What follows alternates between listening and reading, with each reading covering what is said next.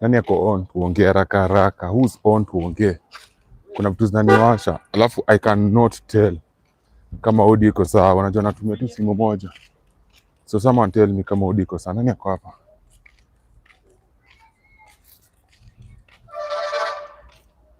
Chana wapatie time fike.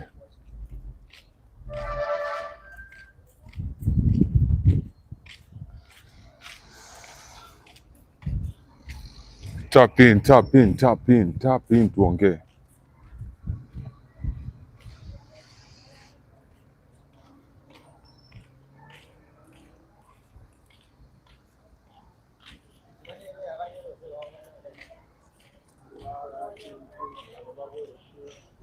Wewe karibu sana. Hebu niambie kama audio iko sawa. Wewe msee umeingia, hebu niambie kama audio inasikika poa. Is the audio okay? One kwa chat kama audio iko sawa, so that I can start. Je, live inafunguliwa na mtu mmoja. Tell me if the live is okay. Tell me if the audio is okay before I start.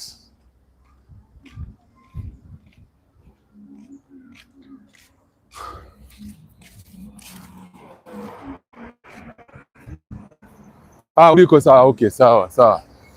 Welcome to the chat, welcome to the live everyone. Tuko maeneo ya Manyanja. Maeneo za Manyanja Road. I'm not in my usual office mwenye mezoea kwenda live, and there's so much that has been happening. Manzi sijapata hata time ya kuja kuongelesha. When you get and nimesema acha tu nikuje. It's been a minute. It's been so much. Hebu ngoja jamani ngeuze. Hizo nekana. Sorry about that. Sasa audio inakaa. Chill. Fuck. Chill. Well, it's okay. It's fixed now. Sawa. Sasa there's so much imekuwa ikienda kwa akili yangu which I want to talk about. Number one, by the way, I see you guys. Welcome to the chat. Sasa there's so much imekuwa kwa akili yangu, na let me tell you, the last time we spoke tulikuwa feke majembe na mbapudi ilikuwa iende ifanyike. That's like one of the few times tuliongea last. And personally, I wanted Mbavude Destroyer to win, but in reality, deep down in my head as an athlete, I knew Majembe was gonna win, because come athlete, you understand what goes into you preparing for let's say you have a match ama mko na tournament. There's a different way to prepare. There's a different mindset utakuwa nayo. And I kept seeing that mindset in Majembe more than in Mbavude Destroyer. But Mbavude was more, he's likable. Like Mbavude is very likable. Like this guy will just make you like him. But the thing he does, he's funny, he's entertaining, hizo vitu zote zinakufurahisha. But as a fighter, as an athlete ukweli, ilikuwa Majembe deep down. Sawa. So alafu the guy kept alikuwa anatufanya tunagesi, he kept us guessing. Usitaleta vita, by the audio iko sawa. I hope hizi magari hazidistract. Sometimes niambie in case yaribike. Sasa alikuwa anatu distract to the point tukoza mkosho msi apigi zoezi. Mkosho mtu apigi zoezi. Yes. I know what I saw. I had the video. I had the video, okay? I had the video. I know what I saw. But you know, what you see sometimes, I end in a resonate back to kwa ring, ama kwa court, ama kwa wherever, your sport, ama kwa swimming pool mali una nini. You may see someone training, which I saw him training, and I was like, buda kama unapima watu, unapiga zoezi, kumbe chini ya maji, unadanganya watu unapiga content. Yani in your head unadanganya watu unapiga tu content, upigi zoezi, kumbe deep down unapiga tu zoezi, na watu wajua unapiga zoezi. Kumbe ni kitu mjango alikuwa anafanya this whole time. That's what I thought. Ama that's what I saw, and I was like, enyewe wewe unacheza ma psychology na watu. Kwa mpole alikuwa anacheza ma psychology na watu. So every time ukiangalia Mbavude unaona sio ana shoot content, ni video na shoot, ana advertise garage, ana advertise juni ni kwa simiti, ana advertise gates, ana advertise simu, mara kwa Mombasa, mara kwa sijui. Like you will never get to saw him kwa gym. And every time video yake kitoka he was boxing, ilikuwa tu ngumi 2-3 amewacha hapo. 2-3 futa. Halo. Like haikuwa nini, yani ile serious, yani unaona mtu amerusha mangume amepiga kama nani, unachiki bag wake yake. Mtu anapiga bag duko za The whole video ilikuwa kupiga bag. Huyu unamwona hata amerusha ngumi kitatu alafu usikia, "We majembe wewe. Halo. Ni masaa. Ni masiku tu imebaki." And I saw that and I believe that. Then I got the private video which I was not supposed to share, and I'm happy I never got to share it because sikuwa nataka kuleak nini yote. Sawa, anyway. Wanafika ring. Kitu moja ujue na umse he is mental. I don't know how old he is, but majembe Mbavudia ananikalia mzee kiasi. Ananikalia hata by the way ananikalia mzee kiasi. So mind you alikuwa NYS. Nah, I cannot share the video. I cannot share the video. Alikuwa NYS. Sasa alipigwa training fulani ya makarao. Unanipata? Tena umse struggle amepitia. Si ati majembe hajapitia struggle, hata niwaambie ukweli. Si ati majembe hajapitia struggle, amepitia struggle pia. Manyata buda, Manyata si poa. Manyata ni kakibira in a way. Yani Manyata si venye watu wanadhani ati Manyata ni kwa luxury, hapana. Ni venye Mbavudi is more relatable kwa sisi watu wa Nairobi, kwa sababu sisi watu wa Nairobi tunaelewa venye Nairobi huko. Tunaelewa struggle za Nairobi. Unanipata? Tena yeye kusema alitoka Ocha, tena amekuja Nairobi kujabu kuomoka. That's an inspirational story. When we love inspirational stories, that's kudanganya. We love that. So, we were rooting for that. Mimi nikianza nilikuwa mtu wa majembe because as an athlete, you can just know. But niko na huyu mwingine story yake is more inspiring than huyu. Sawa? So Mbavudi na shida nikuita majembe zimu na Mbavudi akapiga zoezi alipiga. Unanipata? Haikuwa standard zoezi. But because yeye deep down makosa ilifanyika ni Ruto kusema na pia na 1 million regardless of whether you win or lose unapewa 1 million. I knew hapo umse alikuwa shajua amesecure nini 1 million. So now for him hakuna kitu ata lose kwa sababu deep down alikuwa anataka hiyo. Alafu pia kitu kingine nafikiria, kitu kingine na shuku, when he was making the videos he never thought hiyo chance itakam. Sijui kena make sense. Akifanya hizo video zake alikuwa anafanya akirusha manguva kusema, "We majembe wewe. Halo, we majembe wewe nitakulima." Hakujua itafika hapo hivyo. We kamawe hakujua itafika hapo hivyo. Until ikafika. Na after kitu ifike, ilifika in a large scale. Yani ilikuja na scale nyingine kubwa sana. Na wako big stage. Unanipata? Big stage. Kwa sababu watu ukiangalia zile fights zilikuwa na lead before your fight. Zile fights zilikuwa nakuja before. Bro, there were some real boxers there, man. Kuna maniga alikuwa narusha mangumi, kuna mtoto alipigwa KO. Unaona skill unacheki live. Ingine tunajua tulikuwa kipindi to an extent which was entertaining, which wote tunataka tuwe entertainment kwa sababu deep down zile vitu wanatuzia. Sasa tuko zile za questions. Uko tena je kufight? Uko sio mzana nani kufight? Sasa tuko unezo maswali. Kila mtu akonezo maswali. Tunaulizana. Sasa siku ya vita ikifika, obviously all of us want to see. Wewe budo mko kiongea hii. Alafu you saw ile siku nyingine walienda way in. That time walienda way in. Unachikia alikuwa amejichocha. Anashikwa na security, anafanywa nini? Like he had to sell the thing. But deep down, majembe nani alikuwa na jonge nikiingia naua. Namaliza. Siku ya vita ikafika. Finally. Bro umeko kijichocha yote. Finally umeko kijichocha unasoma, exam ndio imefika. Ndio hii neck imeletwa kwa meza. Sasa ni wewe na nini ikaratasi. Sasa kuna bodyguard, hakuna nini. Mimi nikajua hapa. Mimi kwanza niliona tu round 1. I saw round 1 and I knew, my guy is cooked. My guy is cooked. The little strength he had, ama the training he had done, ile training alikuwa amepiga, yote ingemsustain tu round 1. Endo round alipiga na kangangana yake yote na akafanya vitu zake zote akawa. Nikiona tena imeenda round 2. Niko za hewa, kwanza jua hewa imeisha. Hewa imeisha kwanza, hiyo ni number 1. Hewa imeisha. Alafu tena kona yake, sidhani hata alikuwa na watu wanamadvise the best way ni kona. Okay. Hakuwa na sustainable kwa kona yake. Kwa sababu nani? Is the charcoal cold? Which charcoal? I don't understand the charcoal thing. Ikafika hapo hivyo sasa. Now there's nowhere to run. Akaanza kungangana nikajua huyu hayuko hapo. He's not there. Haya. Round 3. Hapa nana hapa tu ni sarakasi. Sasa it's more of kushikana, it's more of dodging. Hata ukiangalia ngumi zake vile alikuwa natupa, unajua tu. Funny thing pia, ukitaka kujua mtu ametrain hata kidogo, look at their footwork. Footwork ya Mbavu ilikuwa outside. Zero footwork, zero. Yani hata zile basic footwork za nini? Hii route inaendaga aje? Sijui kama ngoja. Ile inaenda 34. Aha, huo ngoja. Ni zinakuwa mbili. Acha nakidhani niko pale hivyo mbele. Yaani footwork yake ilikuwa nje. So obviously you can just tell who nigga amekotoa kipiga more of push-ups. Hata sit-ups sikuona akipiga. Ni more of push-ups. Sana sana kitu alikuwa anapiga tu ni push-ups mostly. Which is okay. Yeye alifanya kitu alikuwa anafaa kufanya. Unanipata?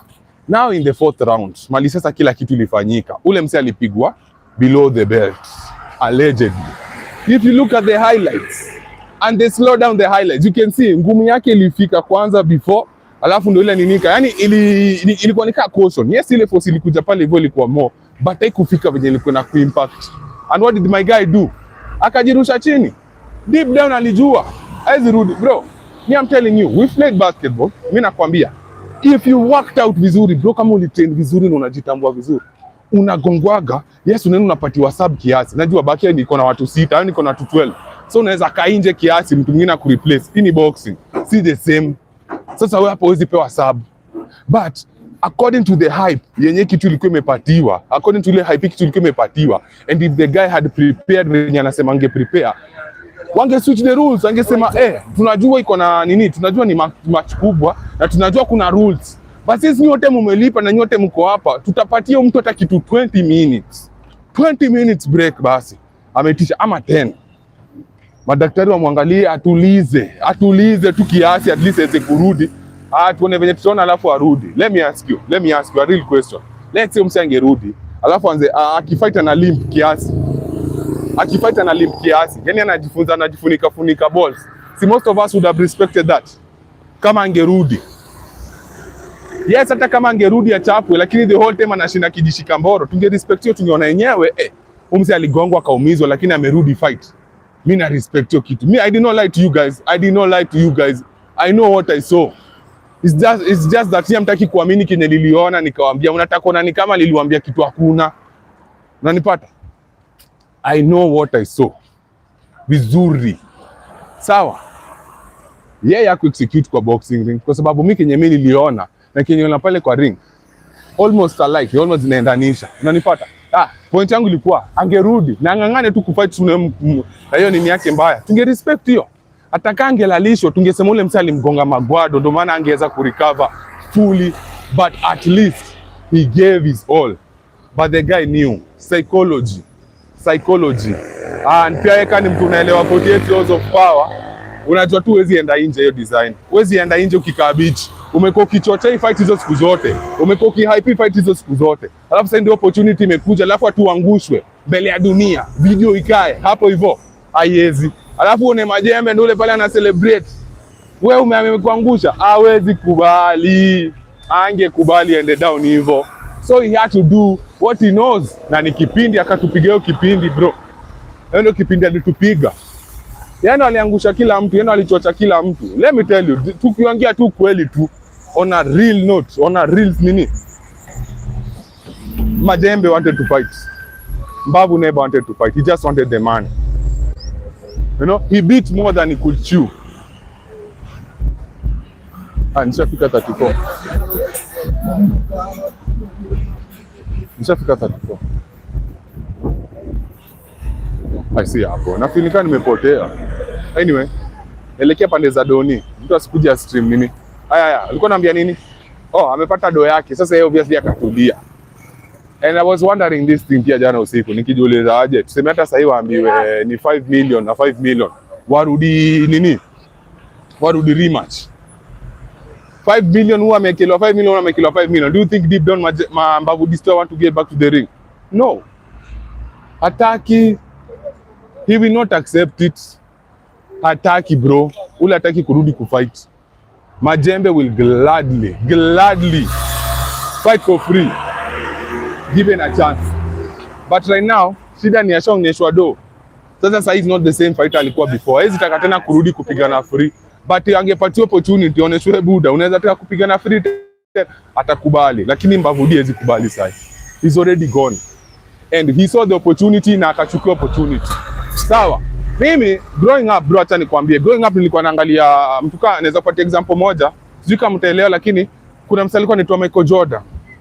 Michael Jordan, kuna finals walikuwa wanacheza na Utah Jazz. Sawa? Mzee alikuwa na flu na temperature yake ilikuwa high. Yaani mtu alikuwa na flu to the point hata ingekuwa yani mtu wa kawaida ungekuwa umelazwa usi unapigwa madrip. Mzee alikuwa mbaya hivyo, but the guy still went and played. Na ka drop zika ilikuwa 60 points ama 50 something points.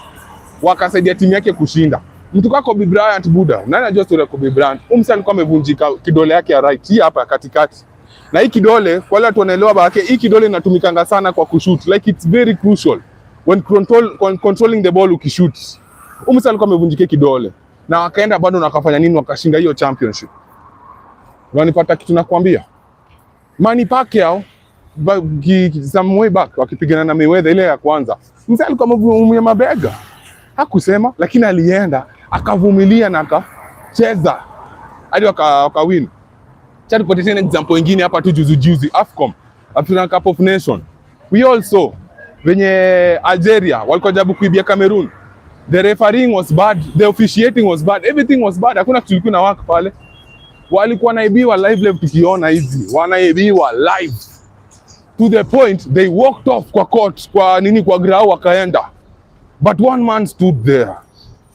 Mtu mmoja alisimama pale hivyo, nani? Captain wao, captain nani? Sadio Mane. Akawaita, rudini hivi.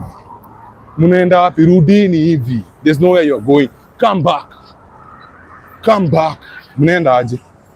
Tumekuwa tukipiga zoezi na tumepiga hizo timu zote tukafika hapo mahali tufika, mnaenda wapi? Hiyo ndio tukawauliza. They came back. Ile timu ilikuwa inaharamia watu, wakapewa pena, wakajiuza wenyewe juu ya kiburi yao, wakajiuza nini wenyewe. We also the whole tournament walikuwa wanachukua towels za the opposing goalkeepers, wanachukua maji yao wanatupa huko, wanachukua towels zao wanatupa huko. Walikuwa nasumbuliwa. It was not easy for them. It was not easy. They were not meant to win that game, but no matter what, through the odds they still won the game because they really wanted to do what? Win the game. There was nothing that was going to stop them to win the fight, the game. Haya, sasa tena Algeria wakaanza kuletwaje kuapply zile zinajua matakataka zao, wakaanza contest. Wakacontest ikakuwa tio AFCON ikasema the real winners ni Algeria because Cameroon did what? Forfeited the game. Cameroon wakasema haturudishi cup. Sasa ukiangalia hizo nini cup nani? Kila mtu anapiga picha na cup. President wa Cameroon amepiga picha na cup. Ma players wanashine hizo picha, yani hizo picha wanapiga nazo because they really wanted to win. And it's more respectable. You respect them once you understand the story they had to go through to win. Mavudi hakutupatia hiyo. Hakutupea hiyo. Yani alichukua opportunity representative akachukua na akaenda nayo. As an athlete, me says the respect your shit. I can't respect that as an athlete. But as a person, I understand where he's coming from. I understand why he had to do the things he had to do. But it couldn't make sense. But it makes sense. Because hakuwa na reason. Angekuwa anataka kurudi, angerudi. Hakutaka. Juu alikuwa ameogopa na angeenda kaa beach. Besides, si ashapata mita yake. Na the whole time amekuwa akipata endorsements. Which ni poa, zitamchange your life. Kila mtu akasema ati buda hata vita ijaanza na uko na almost over 1.2 million, kwa sababu watu wakianza kuhesabu kibeti yake wakoza buda umekuwa na nini kila mahali, yani umekuwa endorse mabistu za watu, that's because kukuletea ganji. But the guy knew, alikuwa anapiga hesabu ya after mechi, then what? Mimi ni go out, nimelapigwa nikalangusha chini, nikalala chini, amwezi tena, haitakuwa the same. Kwa sababu sasa whatever was selling, yani ile umauru, ile toughness yenye nilikuwa nawauzia, now none of you guys will believe it anymore. Nilikuja na umauru tusicheke na mimi nimejaa ngori. Sasa watu wataamini juu budo uliangushwa. Hujajaa ngori, sasa hiyo picha ndio kutaka ibaki nayo. Kwa sababu umeona zile video zake amelala chini. Zile video zake amelala chini na kila mtu anamchekelea venye ile amekondoa macho hivi. Umeona hizo memes? Jo. The guy knew. Hapana. Haya, anyway. So after the match, obviously watu unajua Kenya, watu wanaona vitu different. So Musilia came out and he was like, hii match imekuwa fixed. Ni watu mnatupima, tumelipa pesa yetu, mlikuwa mnataka ishe hivyo. ndio ikue na rematch. I really don't think it's that way. Na kama ni hivyo, sorry to say, but the most intelligent person anaweza fanya kitu kama hiyo ni Mbavudi na Obiena. Majembe hapana, Majembe uongo. Hana hiyo akili, hana hiyo, is not that intelligent ku pull off kitu kama hiyo. Because that nigga is a fighter. Ule ni fighter. Acha niwaambie, kitu mleta Nairobi ni box. Kitu namweka Nairobi ni box. Yeah, ajui my endorsement. Ajui hizo. Yeah, he just knows to go to the gym, work the F out, come back home, prepare, ama recover, tena akule ule mdemu wake, apige watu wake mastori, apige content. Na kaida content yake ukiangalia around na kwa nini boxing. Sasa sasa yeta zi content yake itakuwa around Mbavudi. I don't know. Shit, usiniambie nimepotea. Anyway, acha tutembee. Nashuku nimelost. Ngoja. Motherfucker, nimelost. Nimeingia chomia business. Siwezi kuonesha business. Anyway. Kayo mnasema ati ni reso. Hiyo reso mtu anaweza pull off peke yake ni nani? Anaitwaje? Mbavu destroy na Obina. Kwa sababu Obina pia anakuwa mtuma vipindi. Huo naye tunajua. Anakuwa mtuma vipindi mbaya. Na Mbavudi tunajua ni kipindi master sahi. Very soon atapatiwa roles za kuact na hata kill hizo acting. Hata kill, yani hata nyote mtakwaza buda. Hata zio ulikuwa unaingia boxing fanya nini? Deep down you're just an actor, which he is. And you saw to the last moment. To the point hadi anaenda hosi. Anatoka na wheelchair niko sa buda. Buda. Haikuwa that serious. But you never know. But then again unajua pia sasa kuna shortage na entertainment. Pia kuna watu wako na njaa ya. Niseme aje? People want to get outside more. Watu wako na njaa ya kutoka nje sana. So maybe this is used kupanga mechi nyingine inawezekana bado na watu watashow up. Because watu walishow up. Sasa mbona Big Bad hakustream hiyo siku live? Acha niwaambie. That day, by the stream iko poa, mimi na lag. Na feel kama my side na lag. Iko sawa, mimi na lag. What's up?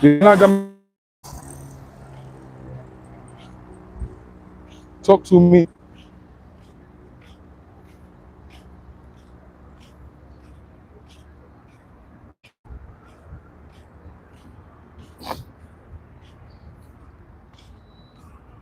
It started lagging, ni kwa sababu ya jua. Jua inachoma hii shit mbaya.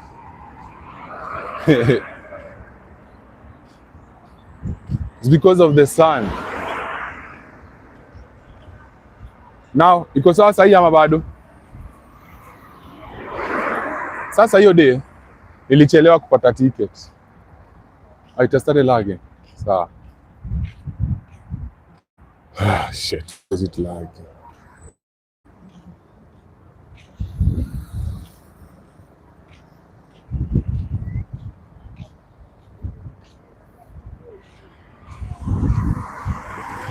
Sayo day nilichelewa kupata tiko. But funny thing, acha niwaambie kwanza tu niseme story yote. I knew deep down nitapata free ticket yenye hizo unajua watu walikuwa wanabaiwa ma ticket. Deep down I knew I was gonna get a free ticket. Sasa siko na wasiwasi sana. Nilikuwa na wasiwasi yes, lakini sile sana. Nilikuwa pia nimejichocha kidogo nikoza najua nitapata ticket. Sasa hiyo siku mimi nika prepare, nikakuwa ready, nikapost kwa IG nikasema mtu yote ako na ticket extra atanidunga. Sawa. Last minute ninakumbuka ilikuwa saa 5:50, saa 5:30 hivi before niende kudozi. Botani akanihit up. IG akaniambia buda, nimepatiwa tiko hapa na mimi sioni nikienda. Sasa nifanyaje? Acha nikusukumie. Akanisukumia. Sawa. Nikafurahi nikasema asante finally nini. Sasa niko fiti, niko happy sana najua nenda kuna mechi. Venye tu nilikuwa predict kuwa. Bro. Hiyo siku nikaenda. First of all nikapita nikafanya podcast na Mr. USIU. Stay tuned, your podcast inatoka very soon. Ilikuwa podcast kali, tulipiga story kazi zote. So wait on that. Hiyo mtaenjoy on God. Hiyo lazima mtaenjoy. Sawa. Sasa kutoka hapo hivyo nikaenda hadi Kasa. Kwenda Kasa kufika nje, tukapata watu wa Gor Mahia, game yao imeisha. Sawa, game yao imeisha wanaondokea buda. Mind you, ilipata alia. Obina ameenda kapatiwa tiko na Oguru, ni Oburu ama Oguru Obdinga. Sasa watu wa Gor Mahia yako pale washaanza kuzoza ati za nani amelipa ticket. Oburu ametoa tiko. Makarao acha mwagike. Hapo ipo nje Malileni watu tumepanga. Makarao akamwagika nje na tear gas. My lives zinapigwa lakini zinapigwa kwa hewa. Nakwambia sasa watu wameanza kutoka mbio. Mwanze kidogo ikakuwa commotion lakini wakakuja wakapoa. From there nikakutana na arifi yangu fulani anakuaga nchi gani? Philippines. Uniga akaniambia bro ni aje. Uko na tiko? Mimi sinasiona jua niko na tiko legit. Kumbe si tiko legit.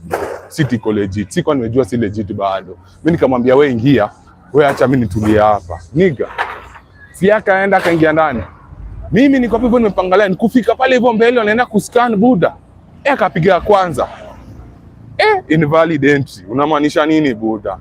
Nikakaribisha mjangu hivi nikamwambia unajua tiko kuna mtu amenipatia. Sasa usichome, hebu test tena tuangalie kama inafanya ukweli ama nimepimwa. Kutest akapata ilishapatiwa mtu mwingine. Nikamwambia sawa, usizoze, like sikue sin, acha tu niondoke. Nikaondokea tu chini ya maji tu mimi nikajitoa, nikarudi kwa Mr. USIU alikuwa tunachini na Esa tukazidi kupiga shughuli yetu. Katikati ya njia, kumkeni niambia nilikutana ule Somali arifi yangu mwenye yako alitoka Philippines. Buda ananiambia msee, ulipata chance ya kuingia? Namwambia tizijo. Unamaanisha nini buda? Ati nilikosa chance buda. Sasa hiyo nimefika, wewe alikuwa na hizo pande za Ruiru. Nishafika bypass ya KU. Niko bypass ya KU pale hivyo hiyo chuo. Nikaniambia bro, kama unaweza rudi. Kuna venye naweza kuingiza. Mimi nikachoka. Kwanza nishatumia fare kuenda, nishatumia fare kurudi. Tena nirudi. Hiyo stress wezani nayo. Nikaamua tu ikuwe venye itakuwa. Sasa hapo nitadu nini?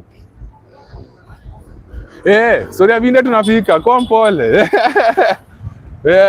Hata the reason pia alikuwa nataka kustream hiyo siku ni julikuwa naona vile vinde. Vinde alikuwa na 17,000 live 17,000 people are watching his live stream. And I knew, the moment I saw 17,000, I just knew this guy is hitting 100k leo. Cause sub count ilikuwa, unakumbuka venye sub count ya speed ilikuwa inapanda hivyo, tip. Ya speed ilikuwa inapanda, ya speed ilikuwa inapanda, hiyo design. Venye ya vinde ilikuwa inapanda, nikajua niga hata nini.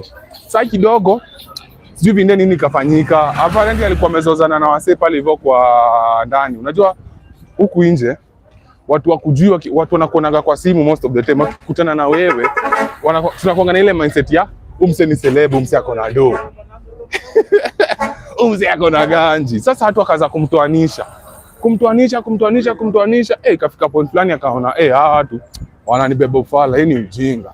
Akamosa kwanza kujificha.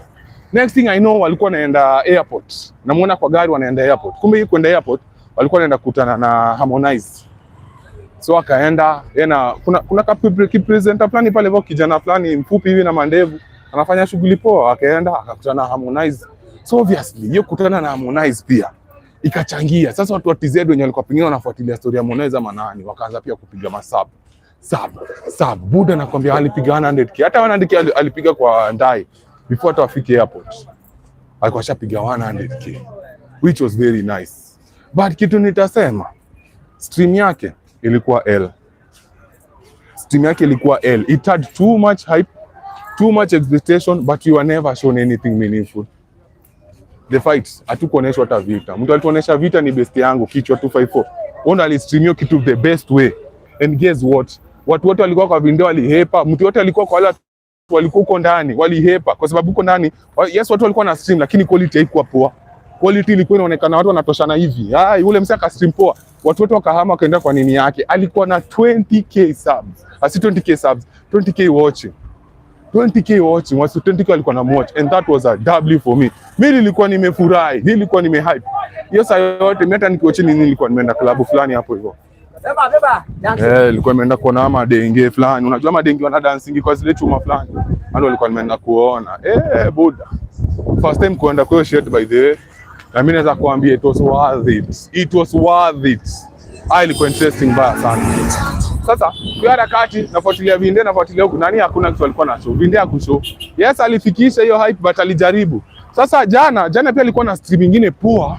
Sasa si Harmonize alimwalika akamwambia wata have breakfast, watafanya nini alafu ataenda stream hiyo kitu. Yeah brother, you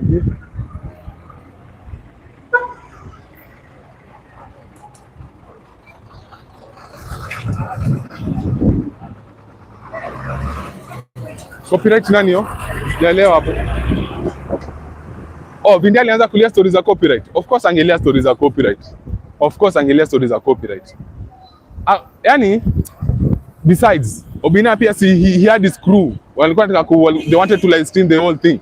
So obviously he could not have accepted Vinde to do the job for him, because what's the point of paying 200 if Vinde is gonna nini for nini?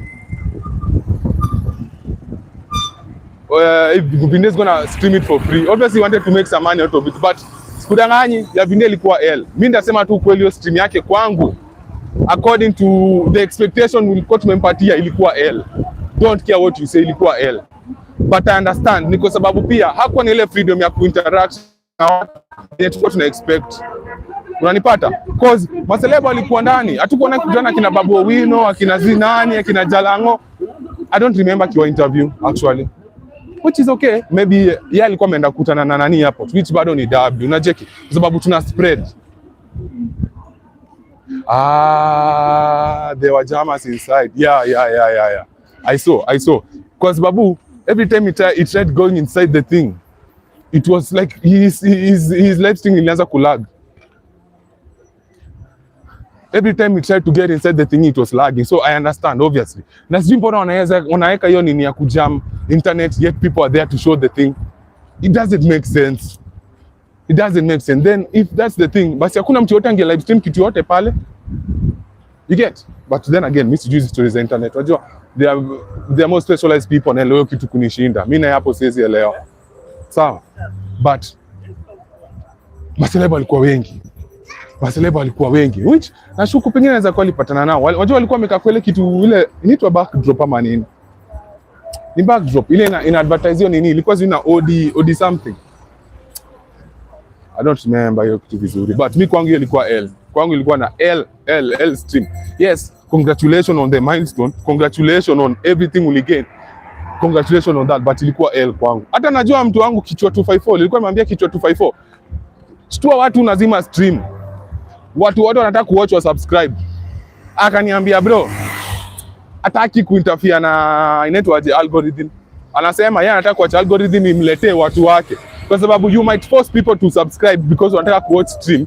Yes, they will subscribe. Na utafurahi ukiona hizo big numbers. Yes, utasema ulifika 20,000 subscribers in 2 hours ama 1 hour. But the next, let's say 3, 4, 5, 6 days, watu wanaanza kuunsubscribe pole pole. Hiyo namba itakuwa tuko kwa akili yako for your own ego. But itakuwa beneficial. Unanipata? But naona sasa jabu kazi poa, which naomba endelee. Sasa hivi I just hope. Mimi kitu moja na nibo wengi nao kijana. Kusema ukweli, inakuanga kitu ya kujifanya kama speed. And whenever you call that out, mafans wake ukuja wanaanza kusema venye wewe ni hater, unasikia wivu. Me, I want to watch him as him. I don't want to watch him as speed 2.0 ama speed 1.5 ama speed wa Kenya. Tunataka kumuona yeye kama yeye kwa sababu ni yeye yeye ndo tunataka kuona. Wewe ni nani? Who are you? Show us you, not speed who you see, speed fake. Tuoneshe wewe kiwewe kama wewe. Tunataka kujua wewe ni nani. Wewe ndo tukubambike na wewe kama wewe Vinde wewe. But anafanya kazi poa na amepoa support mob, which ni poa. I wish me don't get support, but unaelewa mimi vitu tunaongea ni tofauti na vile anafanya. Personality yangu yake ni tofauti sana. Vitu tunaongelea ni tofauti sana. Sawa. Mimi ndasema ni mimi nasafisha. No, I didn't see much. By the time he was meeting Harmonize, niko kwa vitu zingine tofauti. Niko kwa kichwa 254. Nikifuatilia stream. Sikumwona akikutana na Harmonize. Sawa, I was saying, mimi kazi yangu huku hivi, kazi yetu ni kusafisha. Kazi yetu tumeleta men. Hiyo ndo kazi sisi tunafanya. Na hii kazi yetu it's not clubbed for.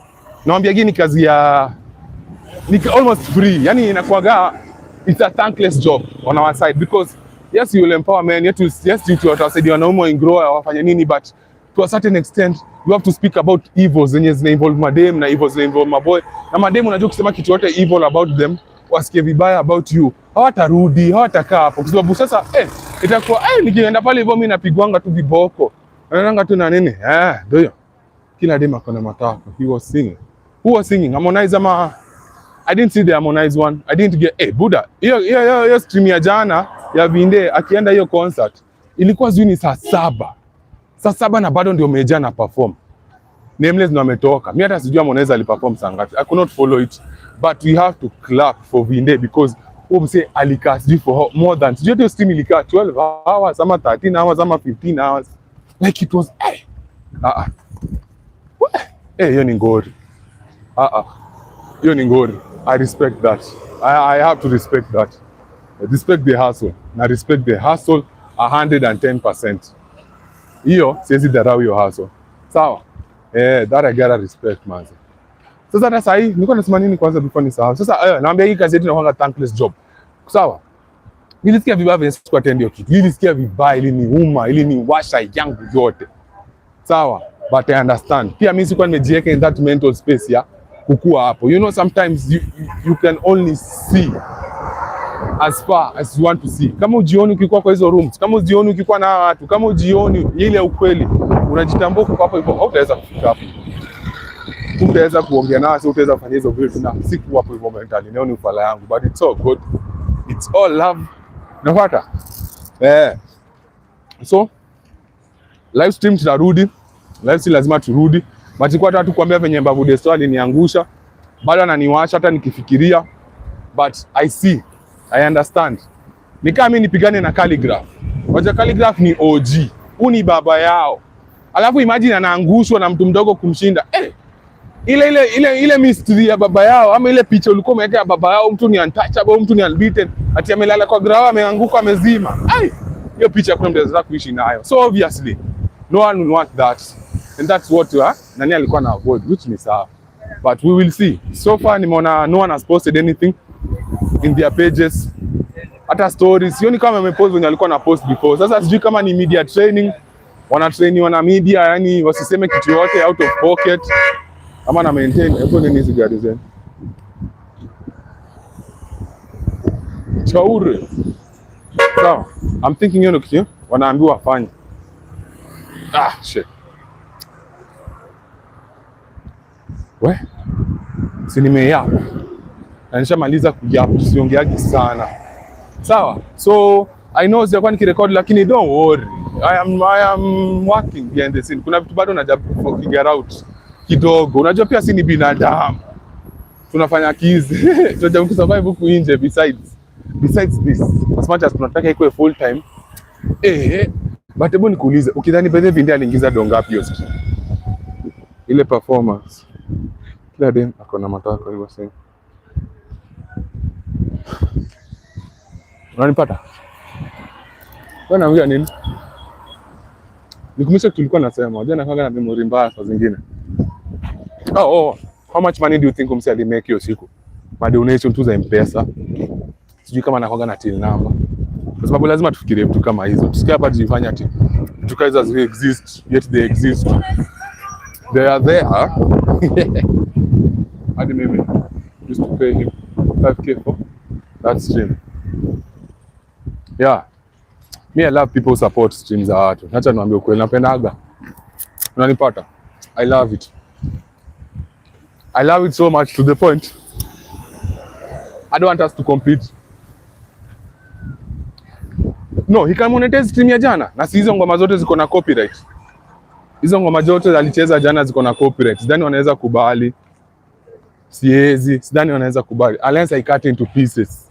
Atafute editor mnoma mwenye ataibranch, ataikaka. Aonde zile parts zenye mbaya. But that was a very long stream, very good stream. But hiyo stream ya nani nilikuwa naiona, mademu alikuwa nakuela. Mademu wa super, Kenya tuna warembo bro. Kenya tumeweza na mademu. Mungu wangu.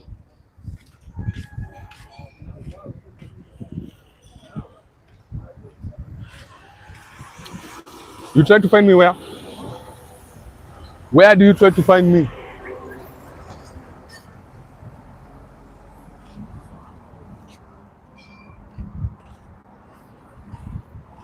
Mimi vitu zangu ni tofauti, but I don't know. Yangu ni tofauti, but it's not like I'm not tempted to want to do those type of stuff. On the boxing, is any boxing I tried to get inside. I really truly tried, but I did not try hard enough, because if I tried enough, kama ningekuwa nimeplan vizuri, ningekuwa nishabuy ticket kitambo sana. Ni mimi tu nilikuwa na ufala siku buy ticket. That is all on me. Shit, hiki kimeanza kulak tena.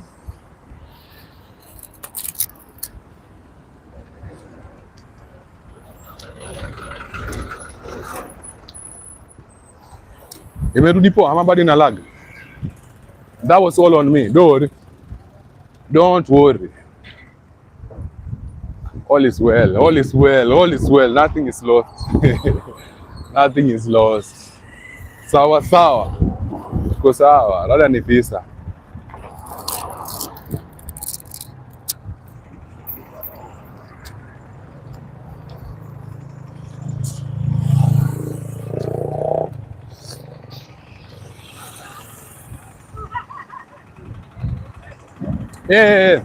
Yeah, najua nitafika.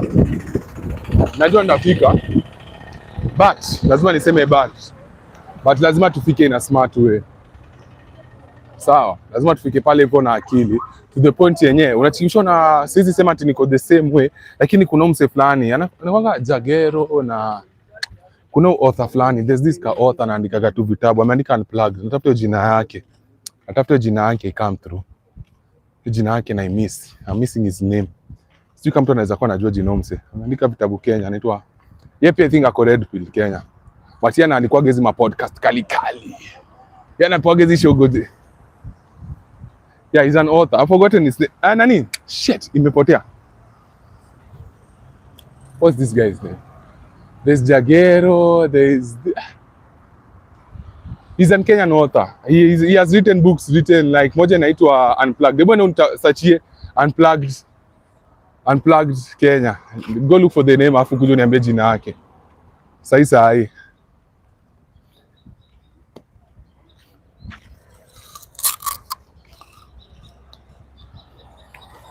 Cheza.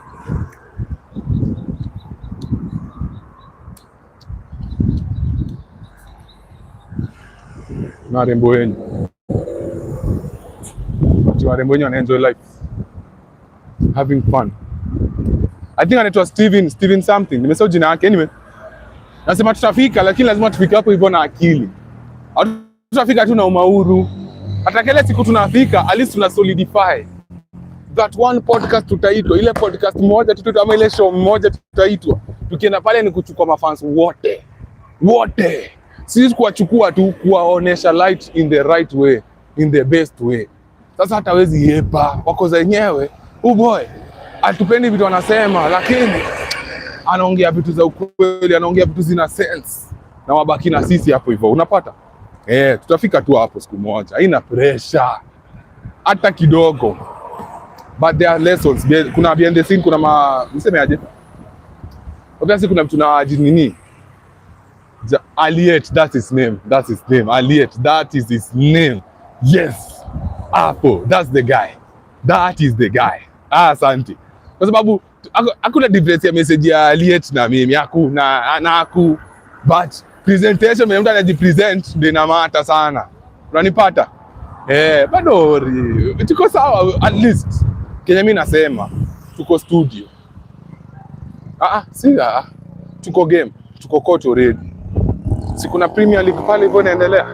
Kuna watu wa Division 1 hapa. Iko sawa. As long as tuko court, 𝘿𝙀𝙎𝙏𝙀𝙍. As long as tuko court tunapiga zoezi daily. Tuna train, tuko sawa. One day, one time, opportunity kijipresent. Sisi out to the moon. There's a quote. Is it Steve Jobs? I think it's Nani. I think it was Tiger Woods. When opportunity meets when you are prepared, sawa, and then opportunities ipatane, there's a word inasemwanga, when opportunity meets preparedness, results ni success. Unanipata?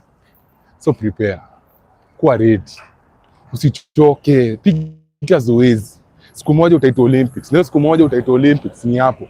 Hiyo ni opportunity pekee unahitaji. Utasikia by Big Bad aliyomoka tu overnight. Buda iko overnight. Tulikuwa tunapiga zoezi chini ya maji. Watu kwa wajui sisi tuko tu zoezi tuna train. Pekee yetu tu solo. Mimi na nyinyi watu wote mko hapa. Tuna train tu. Mbogi juu. Mbogi understand. Haelewi grind. Na ile siku opportunity itatokea.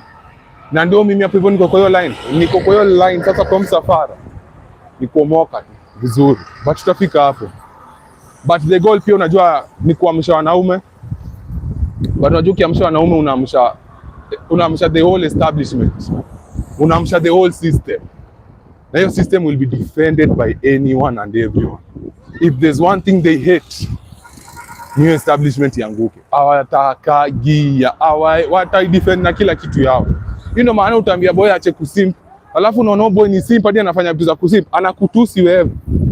Anakupiga wewe vita. Na yeye tunajaribu kumsaidia yeye amke, aache kulala, lakini yeye ndo anakupiga vita wa kwanza. Yeye ndo anakukanyaga shingo wa mwisho. Hakuachi. And these are the same type of men you're supposed to help. So understand hii ni yangu inakuja with so much trials and tribulation. Sana. Zinakuja na nini mingi zibati tutafika. Unanipata? And that's the beauty of it. Because babu, imagine uko hard mode. Wewe umecheza game hard. Wale wengine kucheza easy. Success yetu itakuwa tofauti sana. Itakuwa celebrated sana. Vizuri. Sawa? But tujue hizo long hours uko kwa lab, long hours uko kwa gym peke yako. Wewe endelea tu. Bora si tuko na ile vision. We know the vision. We see the vision. Haina pressure. Itajipa tu. Cause kwetu tushajipa. Kwetu tushaingiana. It's already cemented. It's already there. You feel me? And what else you want to say? Nini mibaki? Nini mpya sasa? Nishamaliza mimi story yangu.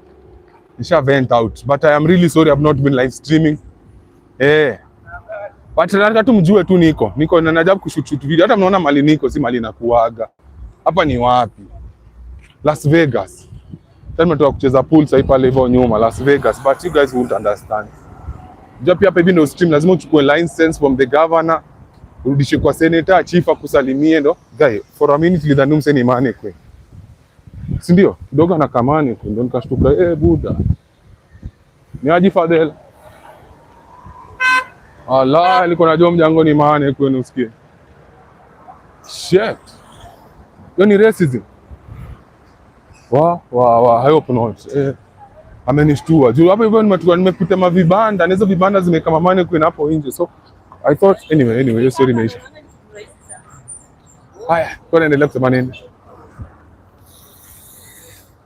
Hiki kitu bado iko live. Najua muongeza hata sijui kama kitu iko live ama nini.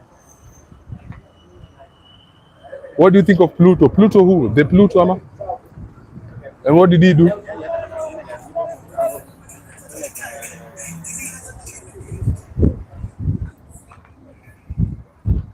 Anyone fine.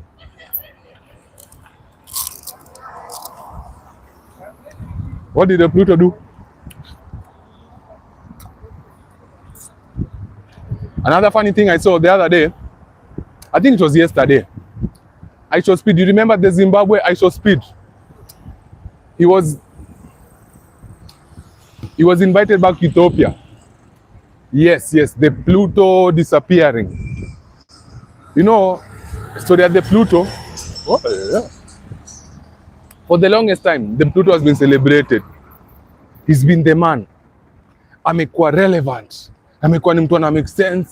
Sauti yake nasikika, channel yake watu wanaona, wana like people connected to him. Yani anytime mtu alikuwa disloyal mahali ilikuwa kuta the Pluto. Jina, bro, tuambiane ukweli, the word kusanitize ilikuwa mna the Pluto. As much as naona watu siku hizo wanaitumia, lakini the Pluto ndo alikuja akaifanyika kwa relevant. Tuambiane ukweli, the Pluto ndo alikuja nini kafanyika kuja kwa relevant. Sasa he had a baby with that chick. Fine chick, fine shore. And then stories zikaanza kukuja. Simama hata Kibe kimwambia bado unafaa kufanya DNA, siko sure mtoto ni wako, sijui nini. Alafu then again there was this interview he went to. Kuna interview alienda. Na hiyo interview ndio ilimchomea kabisa. After interview wataanza kumwambia venye ako fake. Wakaanza kumwambia venye buda uliisha. Unajua the worst thing that can ever happen to you. Sasa nikwambia ukweli, especially kwa industry yetu entertainment, is one day you are relevant, one day you are on the top. Yani buda ulikuwa wende kusema. And then the same people you used to entertain, the same people ulikuwa una comment zao kwa nini yako akikwambia penye mudu uko sawa, unatusaidia, unatuinspire. These are the same people now coming calling you out. Hiyo kitu ita mess up na nini yako. Ita mess up na mental yako bro. Itakuja ikuweke in a state of mind tofauti sana. Yaani utakuja uishi uko za god damn. Mimi niwafanyia hizi kazi zote, hizi siku zote naletea hizi nini zote, napigia hizi lesson zote, alafu sasa nigeuka tu hivi virahisi. Yes. Neno na shughuli imfanyikia. Unanipata? Sasa obviously same endorsement hazikuji, same things hazikuji, unaishaga for show. Na pia hii kitu inakuwaga na hype. Let me say, let's say for example in entertainment industry, all of us goal inakuwaga one thing, to reach 100,000 subscribers. Unanipata? And that is what drives you. So unapataga kuna watu wanamka every day 100k subscribers, 100k subscribers. Jago told. Yeah, Kenya watakunini? Kenya watakubackstab haraka sana. They will not even hesitate. And I've seen so many. Kama for example kuna huyu US, most relevant guy. Alikuwa relevant kushinda mtu yoyote. Sasa ametemwa na watu. The same people used to support him. Sasa wanamtusi. Wewe, uliambiwa nini boy? But wait, I was telling you a story hapa hivi. Acha niende mall fulani hapa alafu nimalize na story nikitoka kwa hiyo mall. Sawa? Babu nishafika mahali nafaa kuenda. Anyway, goal ilikuwa naambia nini? Sasa unapata mission yako, for example, mission yako kila siku ni kuamka upate 100,000 subscribers. So that drives you. That is your engine, that is your motor. So every time you're awake, every time you're asleep, every time you're doing anything and everything is towards that goal. Unanipata? Na utafanya kitu yote,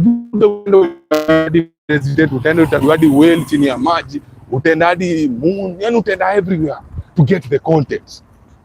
But once you reach that goal, na kukuwa na kitu kingine substantial inakufuata, yani kitu kingine substantial inakuwa na kusukuma besides tu kufika hiyo goal. Unafikinga pale hivyo unagundua, I am empty. Yes, nimeachieve vitu zote kwa nataka kuachieve, but I am empty. Sina sasa kitu kingine na ni drive. Inakupatia example moja, these movies where you see like this guy was driven by revenge. Yani all this guy wanted was revenge. Let's say someone killed his father. The only thing that guy wanted was revenge against the guy who did what? Killed his father. So every day akiamka anapiga zoezi. Every day akikula anapiga, anakifikiria ule dema na kame. Wewe sababu tena watania haraka masimple. Unaweza iona kweli? Mali safi, mali fisa. Mali safi. Sasa anyway, nilikuwa naambia nini? Focusini. Mko na madem mnaanza ku lose focus. Hey, amjui madem wanakuwa tu kama sisi. Anyway, unapata mse his whole life has been training to get revenge against the guy who killed his father. And then finally they meet kwa ring, ama they meet wherever they meet katikati ya street, and it's raining. Na kuna thunder, na kuna lightning, na kila kitu inaenda slow motion my guy. Kila kitu inaenda slow motion. Wanaona wanapatana na mavidevu zinatembea. Zing, sa, zu. Wanapigana hapo hivyo, wanapigana hapo hivyo. Finally, with that last blow, anapiga ule msiki. Anaingiza mkono kwa roho yake na anatoa hiyo roho, bro. Den. Na gani mwana pale kwa lakini ite wabamba. Zile haga za Wakikuyu. Unajua zile zinakujaga na tumbo na anyway. Yes, amemadome. Amemaliza huo mtu amekufa finally. Ndaki ako happy in the afterlife. Kijana wake fulfill ile mission yake. But after hapo hivyo mse anakaa anaanza kujiuliza sawa. So what next? Nini next? Yes, nimemada mse. And I was happy hiyo moment kidogo nimemada. Yes, nilikuwa na furaha, but nini next? My whole life, the only thing I knew was to get revenge for whatever happened to me. Now what? Na hiyo ndio kitu inafanyikiaga sana wasanii wengi Kenya. They start with the love. Then mahali katikati inakuja na ku about finance. Unapata finance, unapata hiyo gari ulikuwa unataka, unapata hiyo nyumba ulikuwa unataka, unapata ile fame ulikuwa unataka. But unakuja na mahali unakwama. Creativity si the same. Ile passion ulikuwa nayo si the same. Drive ulikuwa nayo si the same. And that is where people notice this. And the next thing you know, nakumbuka these are Kenyans. One of the hardest people to deal with in the world ni wa Kenya. Buda. Okay, na mtoto ameomoka Kenya bro, salute. Oha. Respect. Yani it's not easy. It's not easy. It is not easy. This is the hardest sport kwangu. According to me, this is the hardest sport ever. Ni kuomoka Kenya. Because they will celebrate you kama funny thing, acha niwaambie. Mimi ongelea madem venye naongeleaga madem. Wanaume, men, you never hear men complain about that. Mdem kwanza kusema kitu ufala, utakuja mdizi venye akona tumbo. Kasa hizi mwambia story ya mdem akona tumbo kubwa. Nini. Hujasikia tu akilia story ya body shaming cause ni mdem anadisiwa. I made a video yesterday nikisema mwanaume akona BBL lazima atakupiga njwanga. Bro, let me tell you the number of people who came at me telling me budo unawezaje body shame. Wanaume wazima wanatumia jina body shame.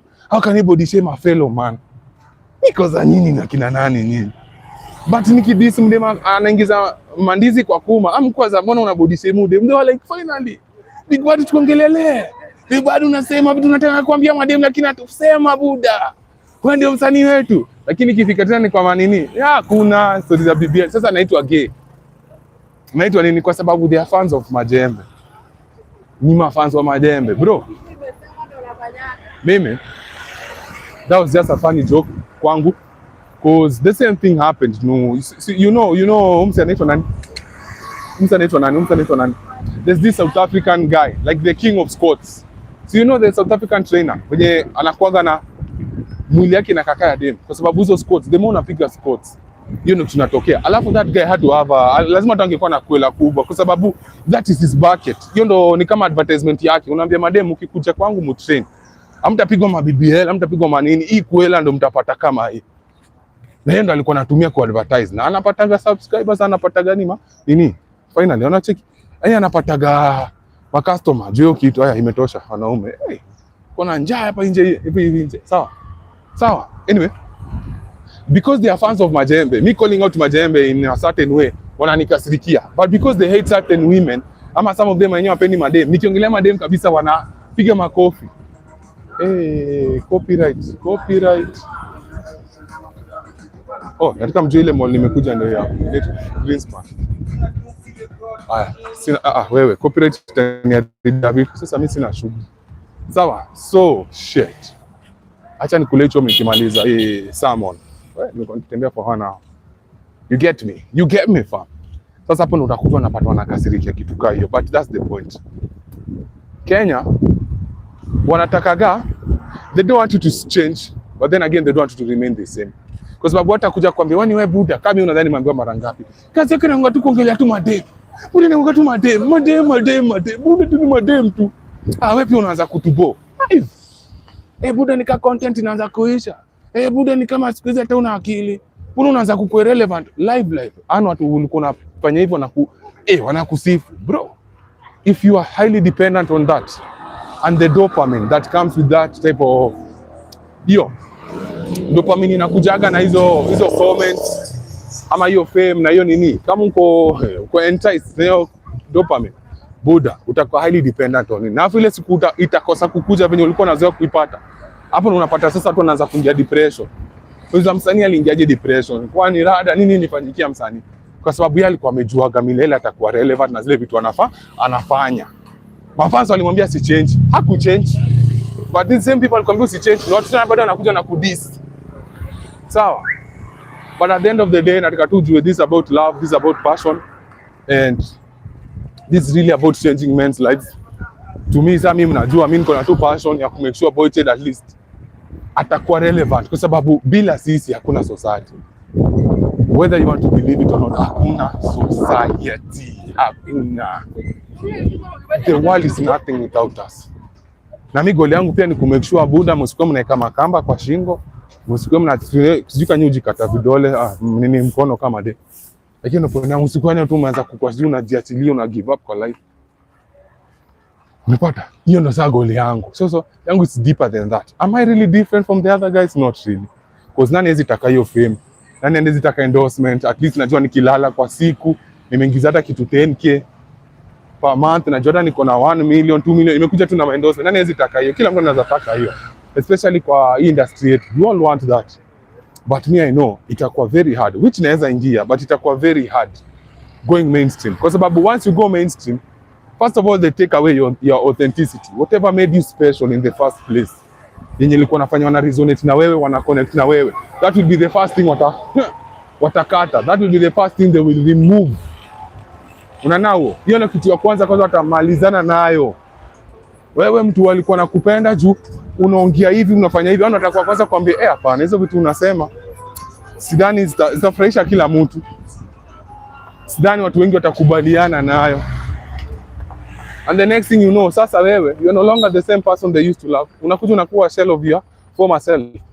Jiulize kama kitu moja.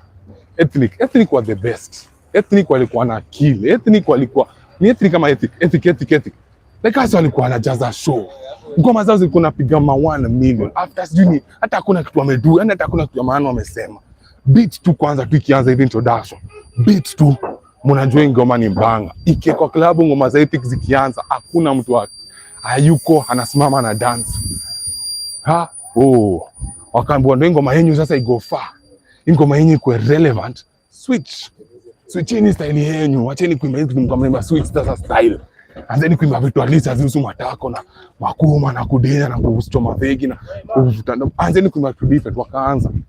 Wako wapi sasa bro? Where are they now? Gone. Wameenda, wameisha hivyo.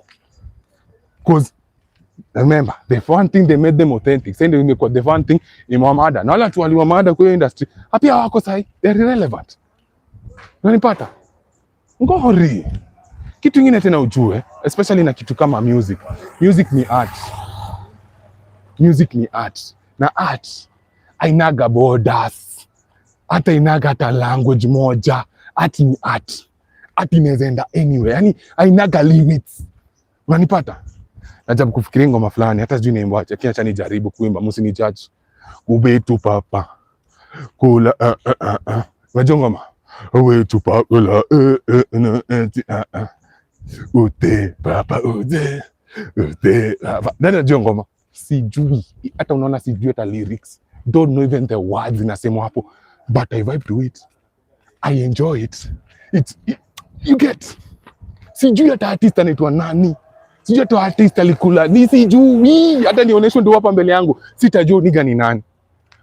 But mali yuko ananijua. Anijui. Hata ajui hata kuna mtu anaitwa Big Bad Ogre. But guess what? We are vibing to the music. We enjoying the music. Okay? Yes. Hii inatoka aje ngoma za South Africa. Zaitwa nini? Na hizo jina. Amapiano. We fucking don't know Amapiano.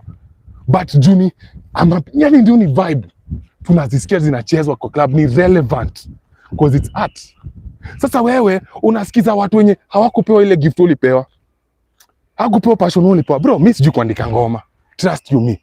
I don't know. Hata nikikaa chini ati hii beat nafaa kufanya sijui. But guess what? Wasanii wengi wako na hiyo gift. Watu wengi wako na hiyo power. But then again wanaanza kusikiza watu wenye hawajui anything about that thing wanafanya hiyo art. Unaanza kuwasikiza, wana switch. Next thing una switch. Unaenda unakuwa irrelevant. Unaisha. Hapana. So me, as I love this with all my heart, sita stick kukua venye niko. Sitabaki hivi mauru. Trust me, sitabaki hivi mauru. But hata you guys will not know when the switch comes. Hamtajua tu switch iko. Hata haitawahita ati mzee ame switch up. Because utakuja hata designer mwezi ana. Lakini siwezi switch tu. Ni aje mzinga. Gobie. Safi nashukuru. Bless. Akiona live stream ofse. Unapata? Nilikuwa naambia nini? Nilikuwa naambia nini before ni sawa. Nikumbusheni. BMC. Nilikuwa naambia nini? Nimesahau. Hamtajua hata nikiswitch up. Unanipata? But let no one lie to you that I do not want to be among wale maselebu akisi. Hakuta sikudanganya. Hizo mnatamani sana hizo boxing zikiarenjiwa hata mimi napigwa tiko ya VIP. Harmonize hata mimi na kamera moja natamani sana kufika hapo. Natamani ningekuwa amongst those people. But above all, mtu akanikule mtu aliswitch, alichange lives za watu, but bado niko na nini ganji. Unanipata? Nilichange lives zenyu but at least niko na ganji comfortable. Si ati sasa nini kama Sonko nikafika hapo itakuwa bie. Unanipata? Unanipata kuna maanisha sisi nataka kufika hapo kwa Sonko but nikafika which is not si impossible. Anipata, but nataka tu niko at least mali comfortable enough. Yes, tutafika tu hapo, but that's not my goal, that is not my mission. Me, I would even love it kama tungebaki tu under. God damn.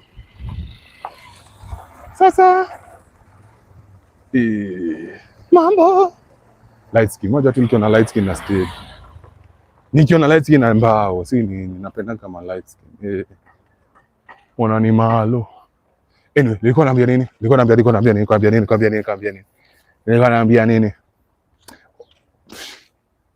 Anyway, hata nimesahau. Pole. I try to focus. Haya. Good. Stream imechukua time, but anyway, nilikuwa nataka tunaongelesha niwaambie bado niko grind. Hustle is still there, the drive is still there, and hopefully the Pluto can find something else to do. But it's really advisable, especially to us people in the so-called Kenyan entertainment industry, to depend too on hii kitu. Unanipata? You cannot build a house on hired land. You cannot build a house on someone else's land. So this internet is not ours.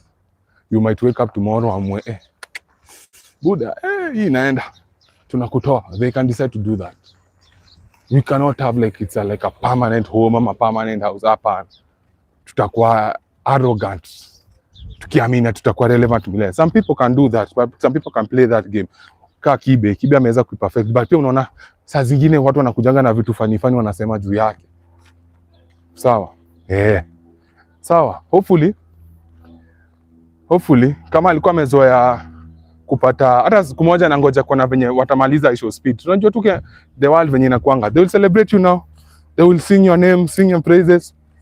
I wonder time ya show speed ikifika watamaliza aje? Because you always have a way kumaliza mtu. Kwanza ni propaganda zinapigwa against your name. Unajua watu wengi ya followers.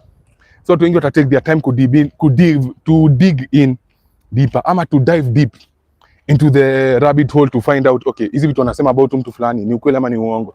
Acha tuchunguze. Ni ukweli ama ni uongo. Unanipata? It's the same way sasa kasa for example mtu kama Kemunto akaamka tu asema Big Bad anachukia madem. Big Bad hapendi madem. Kuna watu watafollow kitu blindly kwa sababu ni followers. Ingekuwa ni watu intelligent wange take their time kwa okay, umesema unachukia madem. Haya, uko na prove. But they will never wanna do that work kwa sababu hii inamaanisha wataanza kufikiria critical thinking. Hiyo ni kitu moja watu wengi wanaanga ama watu wengi watakaji kukua nayo. Right? So the stream is over. Santeni, unless kuna kitu kingine nataka kusema, others mebakisha 5 minutes hapa.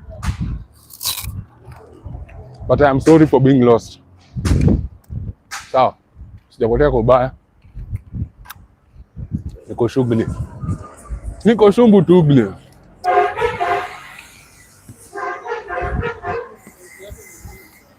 Happy Easter. Christ has risen. So pia bebe. Make sure intelligence may rise. Make sure pia bank account yake may rise. Just keep on, we still here. Yeah, sawa. Appreciate. Mkajua nimetembea kutoka wapi hadi wapi hata mwezi ame. What? If you niggas knew how far I've walked and we are back to this road. Tulianza hapo. Che.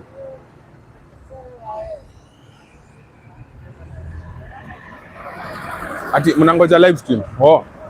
Si pia ni live stream inawe. Tumerutia kwa barabara Manyanja Road.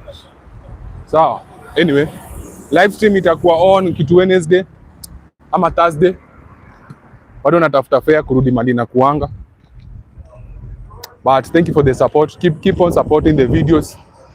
And then to support. When you show support, by then I'm going a long way. Hizo likes, hizo shares, comments, unaniambia tunafikiria. Because unajua mimi tumoja na mimi sinaga like spoken baguzi. Comment mzuri najibu, comment mbaya najibu. Kwa sababu kunaga comment mbaya. Wewe ni mtu tu ameona kitu differently, na ni mtu pia na kutest. Unaniget? Mtu pia na kutest, anakuonesha Buddha unaweza fanya hii na hii tofauti, which I'm welcoming. I need that. We need that. Sasa tu tuko na sauti inatoka pande moja, sauti tu side moja inasema kila kitu. Hatutoi grow hapo. Sawa.